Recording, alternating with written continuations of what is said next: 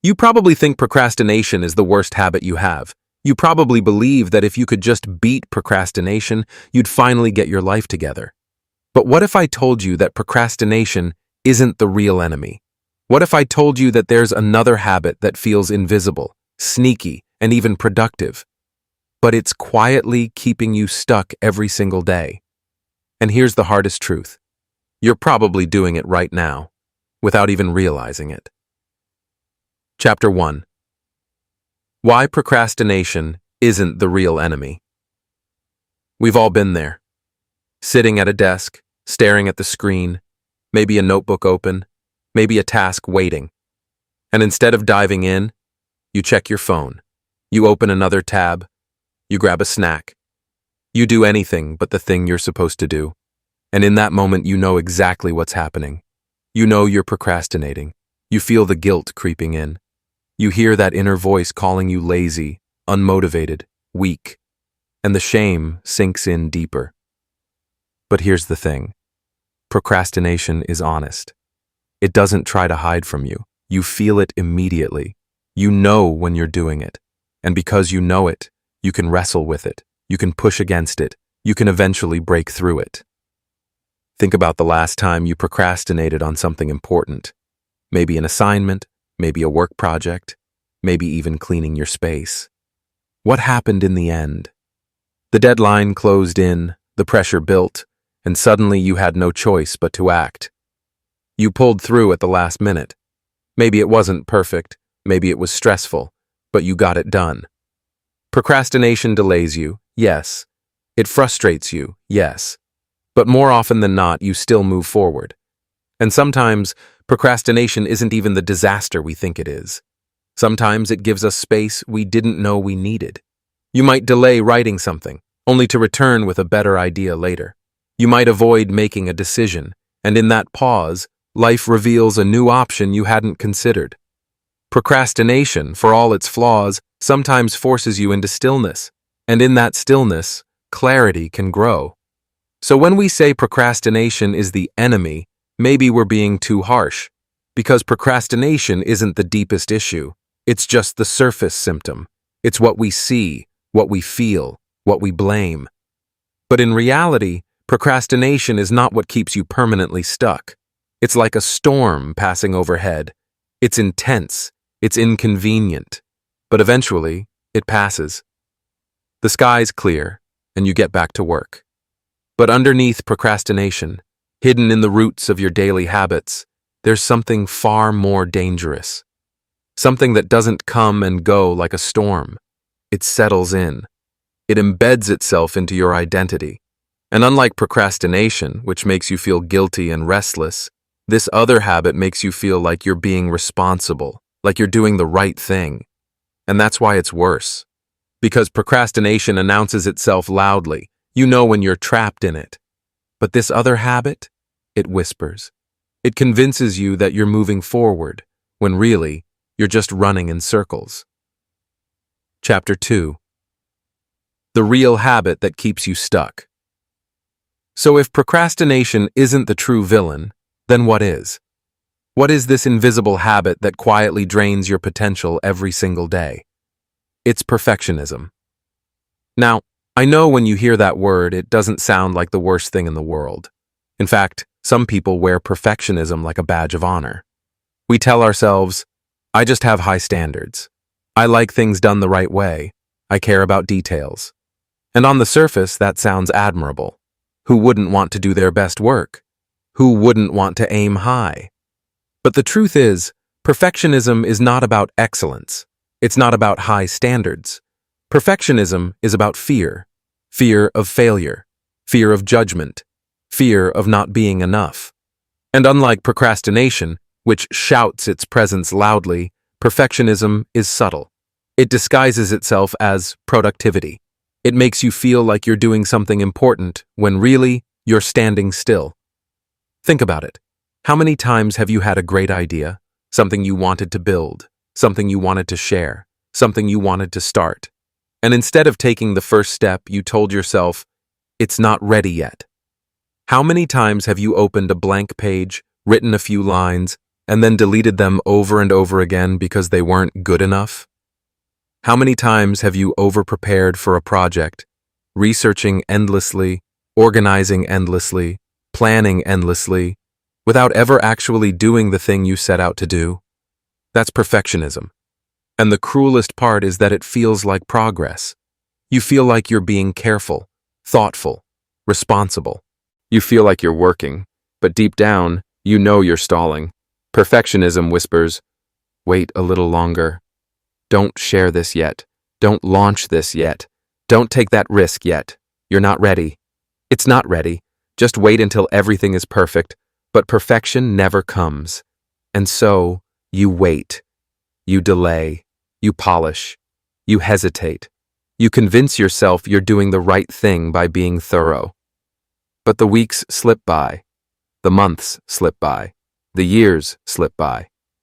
And when you finally look back, you realize nothing actually changed. Here's what makes perfectionism so much more dangerous than procrastination. Procrastination feels like avoidance. Perfectionism feels like action. But it's not action. It's a trap. It's an illusion of progress that steals your time without giving you growth in return. I want you to imagine a painter who never shows their art because it's never good enough. Imagine a writer who never publishes their work because they're always rewriting the first chapter. Imagine an entrepreneur who never launches their business because they're still waiting for the perfect plan. These people aren't lazy. They're not unmotivated. They're working hard. But their perfectionism keeps them invisible. And the world will never know their art, their words, their ideas, because they never let them out. That's what perfectionism does. It convinces you to hide. It convinces you to wait for a moment that never arrives. It convinces you that safety is more important than growth. And in the end, it robs you of the life you could have lived if you had dared to be imperfect. Perfectionism doesn't just keep you stuck, it keeps you invisible. And until you see it for what it really is, not discipline, not high standards, but fear, you'll keep living in its grip. You'll keep mistaking hesitation for preparation. You'll keep mistaking fear for responsibility. You'll keep waiting for ready when ready doesn't exist. This is the habit worse than procrastination. Not because it looks messy, but because it looks clean. Not because it feels lazy, but because it feels productive. Not because it wastes your minutes, but because it wastes your years. And once you realize that, you can never look at perfectionism the same way again. Chapter 3. Why perfectionism is worse than procrastination. Here's the truth most people don't want to hear. Procrastination may waste your hours, but perfectionism wastes your years. Think about that for a moment. Procrastination is obvious. You know when you're avoiding work. You feel the guilt. You feel the shame. You might scroll on your phone for an hour, binge a show, or wander around the kitchen trying to find snacks you're not even hungry for. And yes, that feels bad. You know you're losing time. But eventually, something inside you snaps.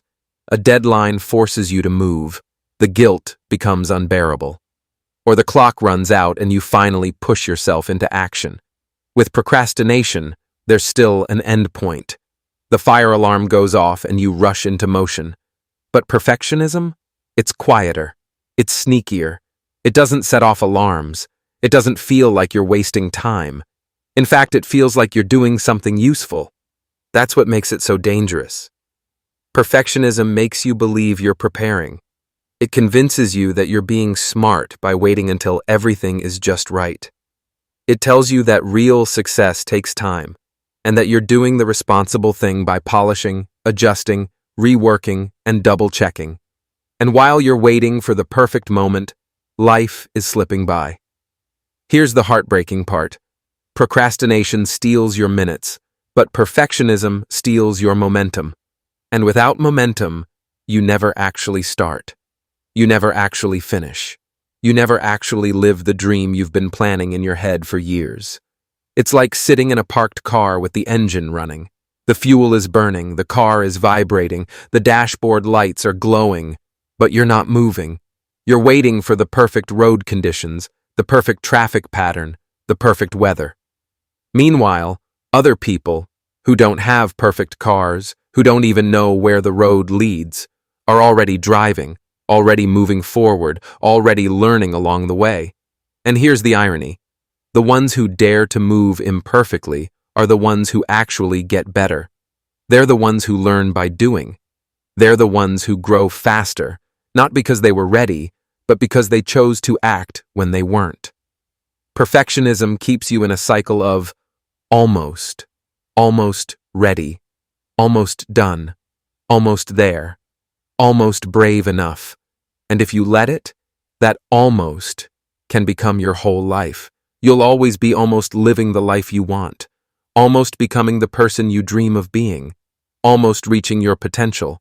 And nobody remembers almost. This is why perfectionism is so much worse than procrastination. Because procrastination wastes time you know you've lost. But perfectionism tricks you into thinking you're doing the right thing. It feeds you the illusion of progress while secretly draining your future. Let me put it plainly. Procrastination is a thief that breaks in loudly. You hear the window shatter. You feel the loss. But perfectionism? Perfectionism is the thief that wears a smile, walks right through the front door, and convinces you to hand over your time willingly. And one day, you'll look back and realize you gave away years to the illusion of being not ready yet. Years you could have been learning, trying, failing, growing, becoming. That's the cruelest part of perfectionism. It doesn't just delay your progress, it delays your life. And here's something I need you to really hear. Nobody ever feels ready. Nobody ever gets it perfect. Every person you admire started messy. Every book you love had a first draft that was terrible. Every business you respect had awkward beginnings. Every person who seems confident today once stood exactly where you are, uncertain, unprepared, and imperfect. The difference? They moved anyway. And that's what perfectionism tries to keep you from doing. It tries to hold you in safety, in comfort, in endless preparation. But safety is not living. Preparation without action is just fear in disguise. And comfort zones? They don't stay comfortable forever. They slowly become cages. So yes, procrastination can be frustrating. It can make you feel lazy, but at least it doesn't lie to you. Perfectionism does. And that's why it's so much worse.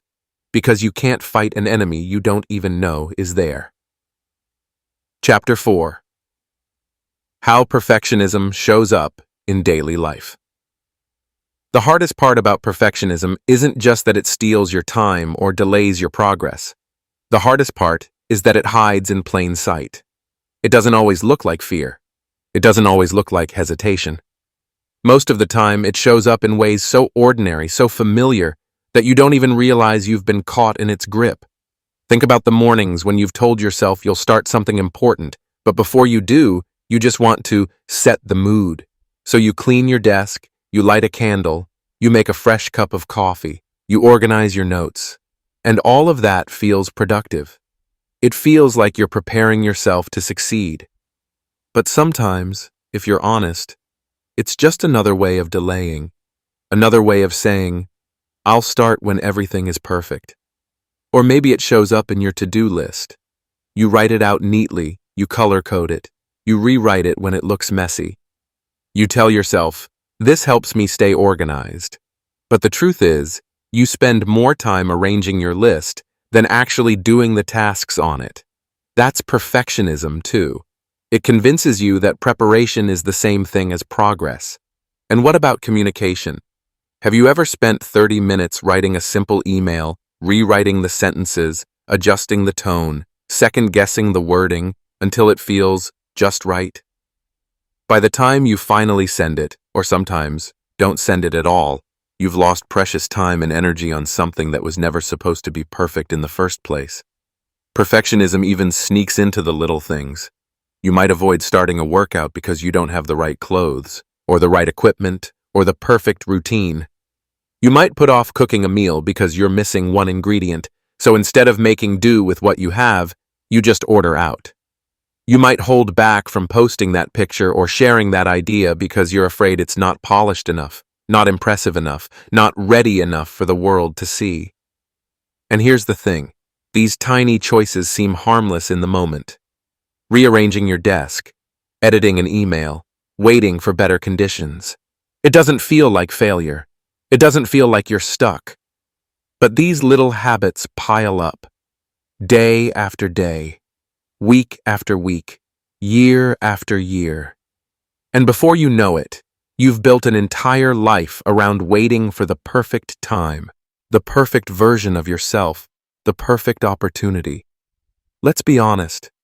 How many times have you told yourself, I'll start when things settle down. I'll start when I'm less stressed. I'll start when I have more money, more time, more confidence. But that moment never comes. Because life never really settles. Life is always messy, always complicated, always imperfect. Waiting for perfect conditions is just another way of staying still.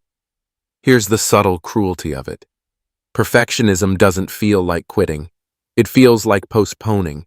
And because it doesn't feel like giving up, it's even more dangerous.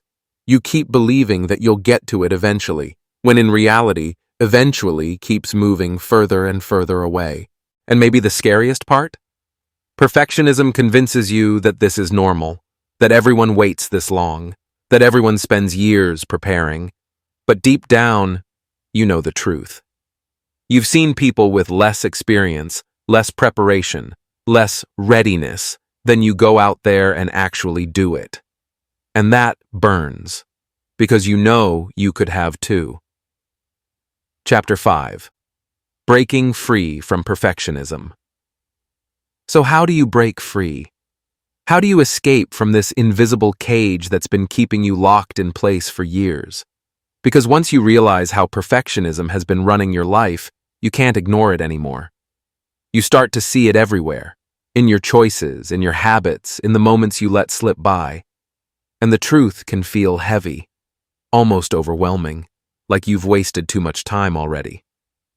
But here's the good news. You haven't. You are not behind. You are not late. And you are not powerless. The very moment you recognize perfectionism for what it is, you take back control. And the very next step you take, no matter how small or messy, begins the process of breaking free. The first step is to shift your perspective. You have to let go of the illusion that perfect exists, because it doesn't. Perfect is a moving target. Perfect is a lie that keeps you waiting forever. Progress is what matters. Progress is real. Progress is possible. Instead of asking yourself, how can I make this perfect? Start asking, how can I move forward today? Not tomorrow, not next week, today. Even if the step is tiny, even if the effort feels clumsy, even if it's nowhere near the polished version you dreamed of. Because motion creates momentum, and momentum is the enemy of perfectionism. Set deadlines for yourself. Not soft ones, real ones. Give yourself permission to finish, even if the work is rough around the edges. That painting you never finish because you keep fixing the details? Put a date on it and call it done. That video you keep editing for weeks? Upload it, flaws and all. That business idea you keep overthinking? Launch the simple version first. You can always adjust later. Done is always better than perfect, because done gets you moving, and perfect keeps you still. And here's something important to understand. Your first attempt is not supposed to be brilliant. It's supposed to be a starting point. The draft no one sees. The messy version that teaches you what works and what doesn't. The first step is never about impressing the world. It's about proving to yourself that you can move. When you embrace messy beginnings, you give yourself the freedom to grow. Because growth doesn't come from imagining the perfect outcome. It comes from showing up again and again, learning, adjusting, and slowly getting better. Feedback is also more valuable than fantasy. You could sit in your head forever, imagining how people will react to your work, convincing yourself they'll hate it, convincing yourself it's not good enough. But the truth is, you'll never know until you put it out there. Real feedback from real action will always teach you more than endless planning ever will. And let's not forget consistency. Perfectionists chase brilliance, but the world rewards consistency. The person who shows up daily with small, imperfect steps will always outrun the person waiting years to take one perfect leap. That's why breaking free from perfectionism isn't about one big dramatic change. It's about choosing imperfect action over and over again until it becomes your new normal. Yes, it will feel uncomfortable at first. Yes, your inner critic will scream at you. Yes, you'll want to run back to the safety of polishing and waiting. But every time you act despite the discomfort, you weaken perfectionism's grip on you. You teach yourself that you can live with imperfection, and not only survive it, but thrive because of it. And the truth is, the world doesn't need your perfect work. It doesn't need your flawless version. It needs your authentic version. The version that is raw, real, human. The version that might make mistakes, but keeps going anyway. Because that version inspires. That version connects. That version grows. So breaking free from perfectionism isn't about lowering your standards.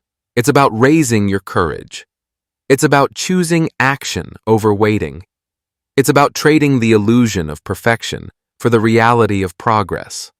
And if you let yourself start, just start, you'll discover something amazing. Perfectionism loses its power the moment you move.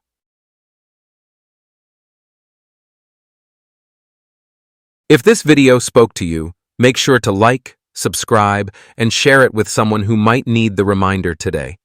Until next time, take care of yourself and keep walking your path. Thanks for watching.